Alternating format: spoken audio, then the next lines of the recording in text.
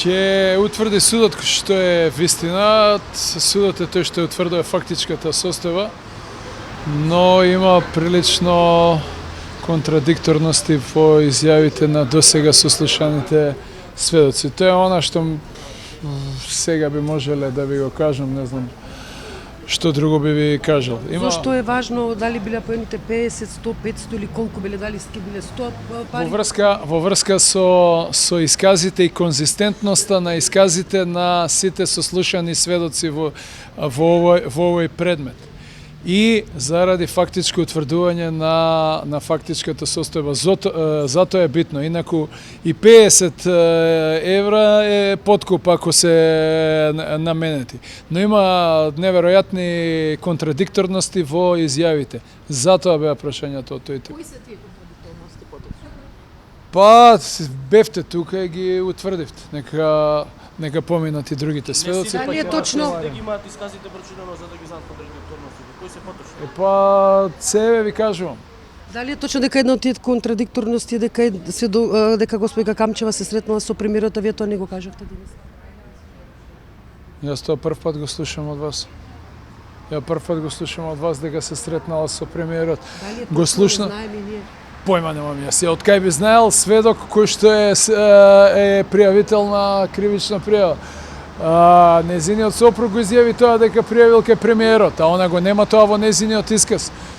Да го знаев тоа, ќе и поставев такво прашање. Во обвинението слушаме за 1.500.000 евра. Овде од се што слушнавме, барем од сведочењата се околу 710.000 евра првично и 350.000 барем она што сведочаа. Тука ли се сомнежите во однос на парите и контрадикторностите што содржат?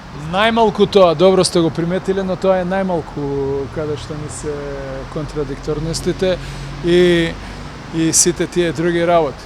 Јас не случајно ви кажав дека има многу сериозни разлики во изјавите кога им било посвежо во истрагата и денес. Дали се најдени тие 1.500.000 евра? Мене колку ми е познато не. Пари се спомнуваат и перење пари, ама дали се најдени парите? Мене колку ми е познато не.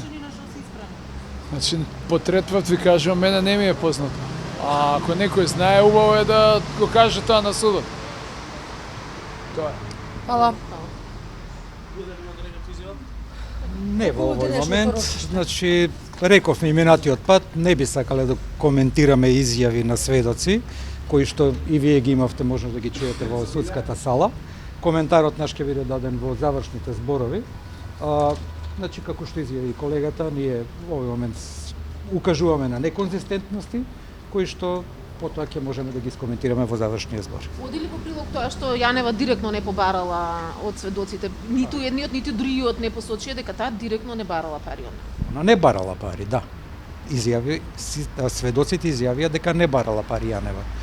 Тогаш имало материјални докази, сте ги виделе против неа кои што докажуваат спротив? Ќе имате можност вие да видите, ние сметаме дека нема.